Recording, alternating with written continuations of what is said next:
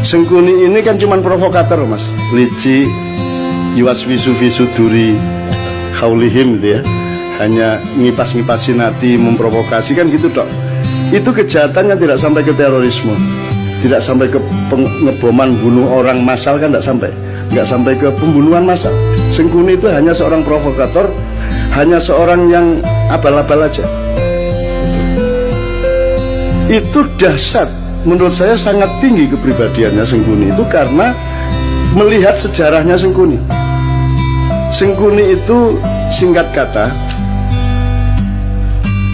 karena suatu hal seluruh keluarganya, bapak, ibunya, dan saudaranya 100 orang dipenjara oleh Prabu Destoroto yang mengawini kakaknya Sengkuni ya. Dan setiap orang yang dipenjara dari 102 orang itu hanya dikasih sebutir nasi untuk makan sehari. Tidak mungkin mereka bisa bertahan hidup. Sebutir nasi untuk makan satu orang juga tidak kenyang, tidak akan bisa bertahan hidup. Maka singkat kata mereka berdiskusi, bapaknya ambil keputusan dan disetujui bahwa di antara 101 orang ini, 102 seharusnya, tapi yang satu kan jadi permaisurinya raja yang menghukum itu, yang wajahnya ditutup sepanjang hidupnya untuk protes kepada nasibnya dan seterusnya.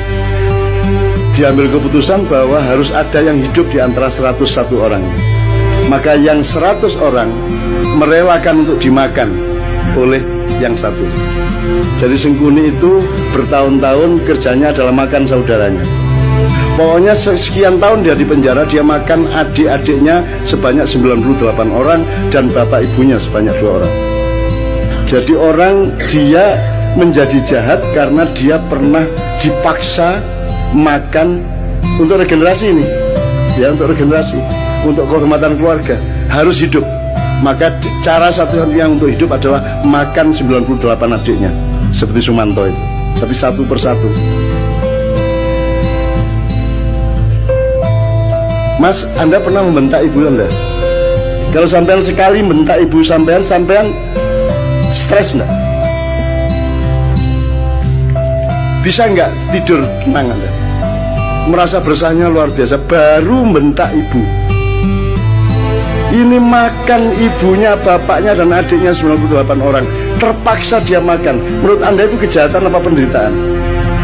Penderitaan. Dan orang yang menderita harus makan saudaranya sendiri segitu banyak dan bapak ibunya, kemudian hanya menjadi seorang provokator, hanya menjadi seorang yang licik. Itu hebat enggak dia?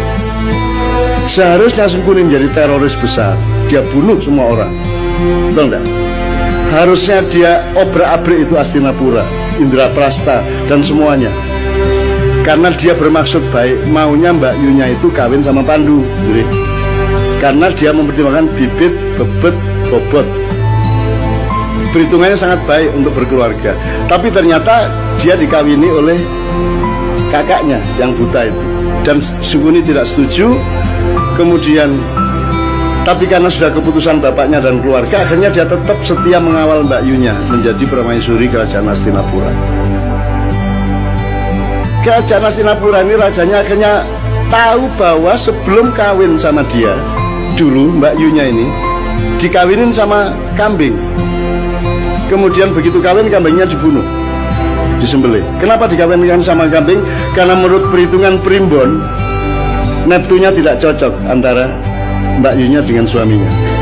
Untuk membatalkan hitungan angka tadi, ya, weton tadi, maka dia dijadikan janda, menjadi lain lagi hitungannya, menjadi sah, nggak apa-apa secara ilmu kriptologi namanya ya. Oke. Nah, marahlah suaminya, loh ternyata saya ini kawin sama janda kambing.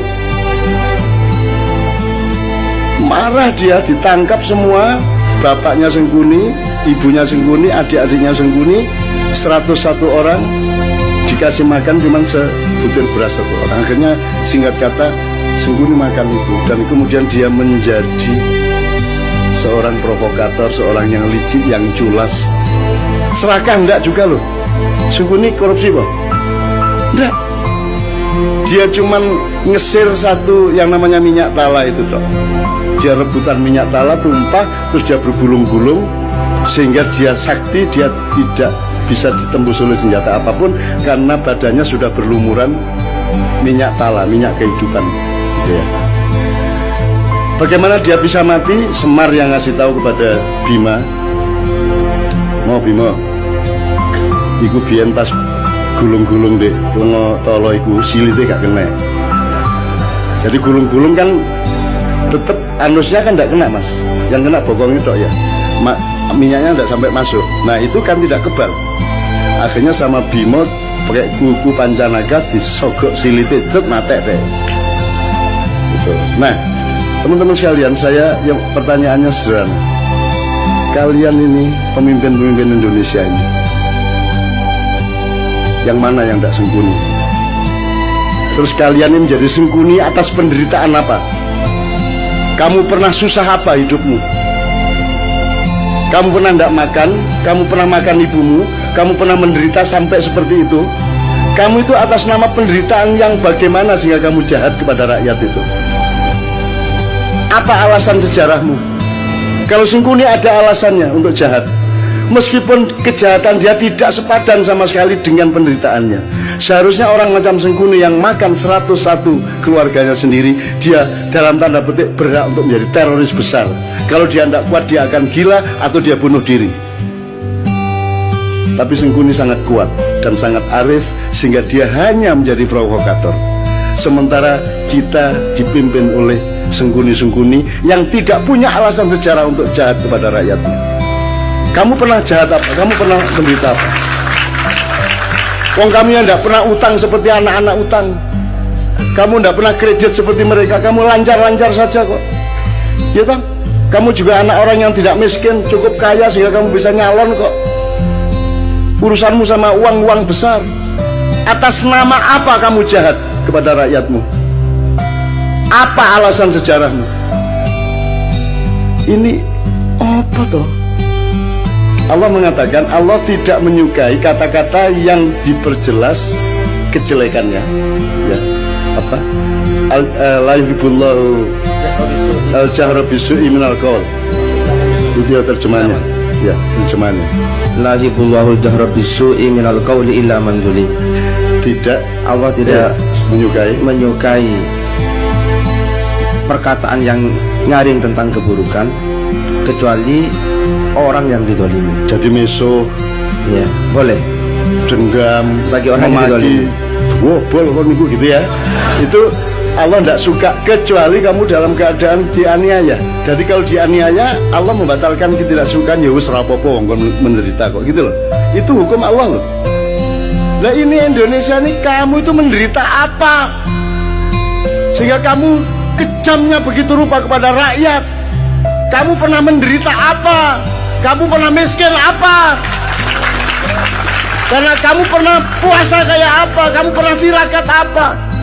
Kamu lancar-lancar semua kok. Kamu bisa membayar miliaran kok jadi pejabat. Apa alasanmu untuk jahat kepada rakyat? Sengkuni saja tidak sejahat kamu, padahal dia penderitaannya ribuan kali lipat dibanding penderitaan hidupmu.